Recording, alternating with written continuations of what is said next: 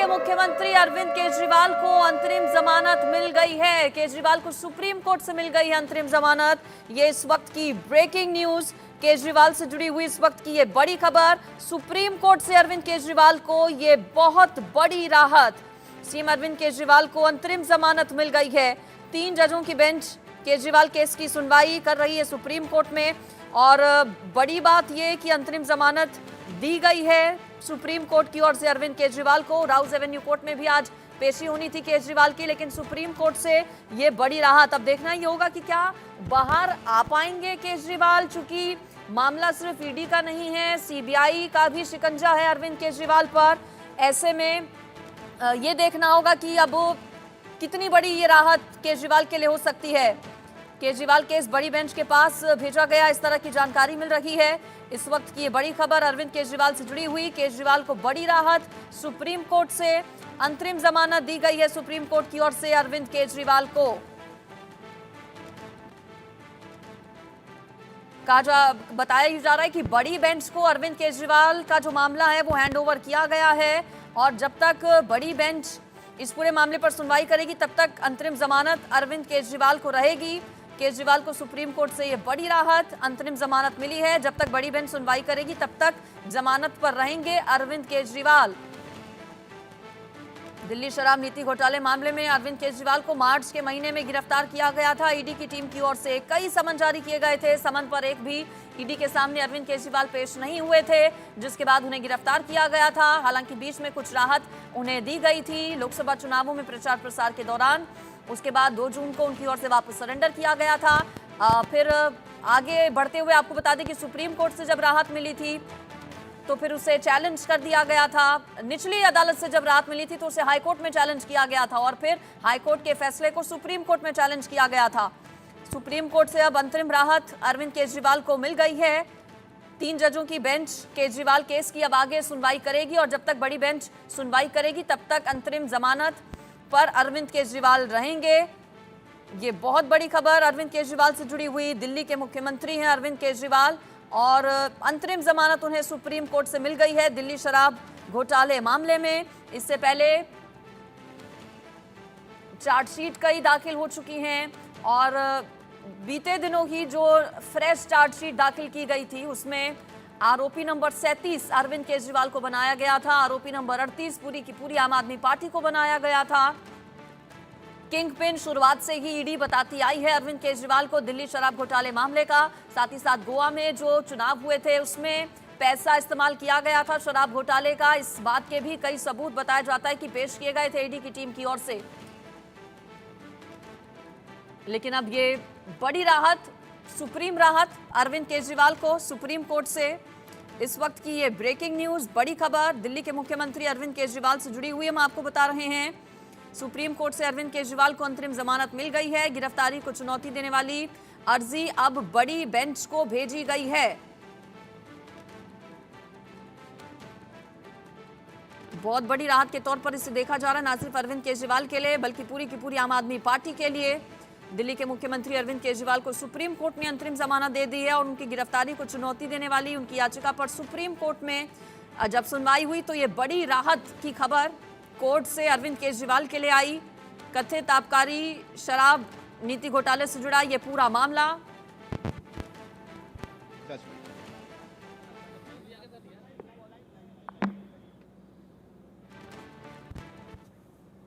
Its judgment. We obviously don't have a copy of the detailed judgment yet, which will be uploaded in the course of the day. I am just giving a briefing based on what the court observed during the oral reading out of parts of the judgment. The court has examined aspects of section 19 of requirement of arrest under the PMLA. There were certain legal issues which arose from that, which especially in the context of whether there is a requirement of necessity of arrest in addition to the requirement of section 19 which are stipulated in that section. Those aspects the court has referred to a larger bench, and that outcome we will have to await. However, in the interim, the court has observed that Mr. Kejriwal has already undergone substantial amount of incarceration and therefore directed his immediate release in the Enforcement Directorate case. and therefore, insofar as his arrest under Enforcement Directorate is concerned, by Enforcement Directorate is concerned, it has been directed that he should be immediately released. Now, that obviously in normal circumstances would have meant that he would be released from jail immediately. However, after the trial court had granted, the vacation bench of the trial court had granted him bail, the CBI had also arrested him. Therefore, he's also been arrested by CBI in a separate, although connected case, but that's technically a separate case. Mr. Kejriwal has initiated proceedings against that also. That is pending and coming before High Court on 17th. So depending on the outcome of the CBI case, his actual release from jail will depend on that. But insofar as ED is concerned, he is no more required to be in custody as per the Supreme Court order in the ED matter. Now, and insofar as Hindi, Mr. Vivek Jain. विवेक जी, देखिए supreme court में हमारी याचिका के अंदर दो ground एक ground था merit के ऊपर कि on the merits it is not required to be arrested. दूसरा था ग्राउंड की नेसेसिटी क्या है अरेस्ट की, जरूरत क्या है अरेस्ट की। जरूरत वाला पॉइंट हमने इसलिए रेज किया था क्योंकि इन्फोर्समेंट डायरेक्टरेट के पास एविडेंस बहुत पहले से थे, इसलिए हमने एक क्वेश्चन रेज किया था कि नेसेसिटी ऑफ अरेस्ट की जरूरत कहां से आ गई जब आपके पास एविडेंस बहुत पहले से थे। सुप्रीम कोर्ट ने हमारी याचिका पे ये क्वेश्चन कंसीडर किया है कि हाँ, necessity of arrest should have been considered. IO को कंसीडर करना चाहिए था कि जरूरत है या नहीं है अरेस्ट करने की, और इसी पॉइंट के ऊपर सुप्रीम कोर्ट ने नेसेसिटी ऑफ अरेस्ट के ऊपर की जरूरत थी या नहीं थी, आईओ ने अपनी जो उनका डिस्क्रेशन है सही तरीके से एक्सरसाइज किया है या नहीं किया है, ये सोचते हुए कि जरूरत है या नहीं है, इस क्वेश्चन को उन्होंने लार्जर बेंच के ऊपर रेफर कर दिया है। लार्जर बेंच इसके पैरामीटर्स निकालेगी कि भाई नेसेसिटी ऑफ अरेस्ट का क्या मतलब है और आईओ को क्या क्या सोच के और जरूरत है अरेस्ट की या नहीं है, इसके ऊपर देखकर ही अरेस्ट करना है। अब क्योंकि मामला अब लार्जर बेंच में लंबित हो गया है, इसलिए सुप्रीम कोर्ट ने कहा है क्योंकि बहुत देर से अनसाइड है, 21 मार्च से वो अंदर है, इसलिए पीएमएलए वाले मैटर के अंदर उन्हें इंतरिम जमानत दी जाती है और पीएमएलए वाले मैटर के अंदर अब अरविंद केजरीवाल को बेल मिलेगी। As far as CBI is concern, CBI का मैटर अभी भी लंबित है, उसके अंदर हमारी याचिका हाईकोर्ट के अंदर अभी पेंडिंग है जो 17 तारीख को आ रही है। उस पर डिपेंड करेगा कि वो एक्चुअल में केजरीवाल साहब बाहर आएंगे या नहीं आएंगे। As far as PMLA is concern, the matter is over. As far as his interim bail is concern, he is out on bail. Thank you sir. तो देखिए, ये बड़ी राहत तो मिली है, लेकिन क्या अरविंद केजरीवाल आज जेल से बाहर आएंगे? सुप्रीम कोर्ट से मिली इस राहत के बाद ये एक सवाल था। वकीलों की ओर से कहा गया है कि अभी इसके लिए थोड़ा सा इंतजार करना होगा, चूंकि 17 तारीख को, चूंकि अभी सीबीआई की गिरफ्त में अरविंद केजरीवाल हैं। दिल्ली शराब घोटाले मामले में ही सीबीआई की ओर से उन्हें गिरफ्तार 26 जून को किया गया था।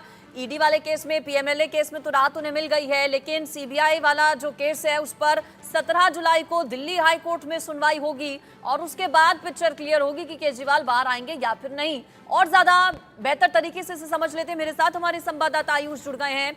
आयुष, बड़ी राहत तो है, लेकिन बड़ा सवाल ये भी कि क्या केजरीवाल आज बाहर आएंगे इस राहत के बाद, आ पाएंगे या नहीं? जी देखिए, ये बड़ा सवाल है और यही बहुत लोग जानना भी चाह रहे हैं। मैं आप लोगों को बता दूं, अपने दर्शकों को बता दूं कि अरविंद केजरीवाल फिलहाल जेल से बाहर नहीं आएंगे, क्योंकि अरविंद केजरीवाल पर सिर्फ ईडी ने ही नहीं बल्कि सीबीआई ने भी अपना शिकंजा कसा हुआ था। अरविंद केजरीवाल ईडी और सीबीआई दोनों की तरफ से ही जुडिशियल कस्टडी में थे।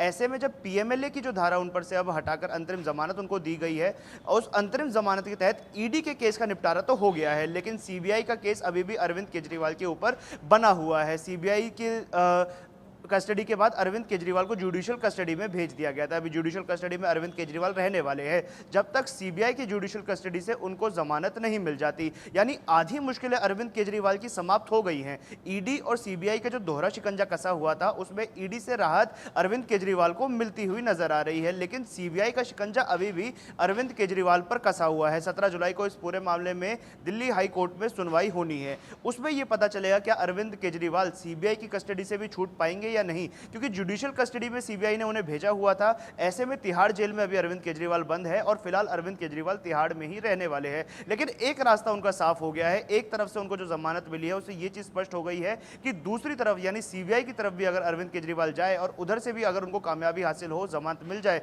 तो वो वक्त जल्द नजदीक आएगा जब अरविंद केजरीवाल एक बार फिर से जेल से बाहर आएंगे। जी रचना। बिल्कुल, तो देखिए ये बड़ी राहत जरूर है केजरीवाल के लिए, लेकिन मुसीबत अभी टली नहीं है। सिर्फ आधी राहत अभी आप मानकर इसे चलिए, चूंकि ईडी वाले मामले में ये अंतरिम जमानत मिली है। अभी फिलहाल सीबीआई की कस्टडी में है अरविंद केजरीवाल। बीते 26 जून को पिछले महीने सीबीआई ने उन्हें गिरफ्तार किया था, यानी कि आयुष रहना तो अभी तिहाड़ जेल में ही होगा केजरीवाल को।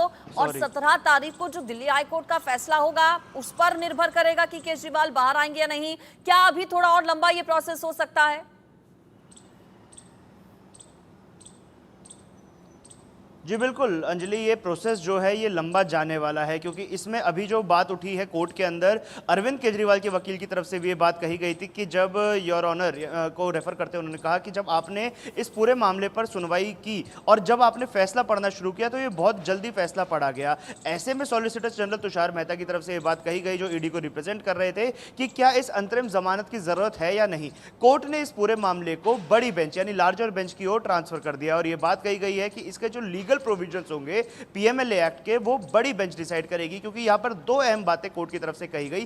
पहली ये पीएमएलए एक्ट का सेक्शन 45, जिसके तहत कोर्ट ये डिसाइड करता है कि जिस व्यक्ति को गिरफ्तार किया गया है पीएमएलए एक्ट के तहत, उसको किन किन आधारों पर बेल दी जानी चाहिए। सेक्शन 45 के भी 2 सब क्लॉज होते हैं और वो 2 सब क्लॉज ये बताते हैं कि गिरफ्तार किए गए व्यक्ति को जमानत कब और कैसे दी जाए। इसके अलावा सेक्शन 19 होता है पीएमएलए एक्ट का, जो ये बताता है जो इन्वेस्टिगेटिंग ऑफिसर है उसको क्या लगता है इस पूरे मामले पे, जो अरेस्ट की नेसेसिटी है क्या वो सेटिस्फाई हो रही है या नहीं। ये सब कुछ सेक्शन 19 के तहत पता चलता है। ऐसे में इन दोनों सेक्शंस को मद्देनजर रखते हुए सुप्रीम कोर्ट ने ये फैसला सुनाया है। लार्जर बेंच के सामने अभी ये पूरा मामला जाएगा और इसमें जो कानूनी प्रक्रिया होगी पूरे पीएमएलए एक्ट की, सेक्शन 45 की, सेक्शन 19 की, वो लार्जर बेंच के द्वारा डिसाइड की जाएगी। फिलहाल इस पूरे मामले में जो फैसला आया है उसको अभी तक अपलोड नहीं किया गया है। जस्टिस दत्ता के साइन के बाद इस पूरे मामले में जो फैसला है इसको वेबसाइट पर अपलोड किया जाएगा और उस फैसले में क्या कुछ बातें कोर्ट की तरफ से लिखी जाएगी वो देखने वाली बात होगी, क्योंकि वो जो ऑर्डर कॉपी होगी वो ये बात बताएगी कि आगे की क्या कुछ कार्रवाई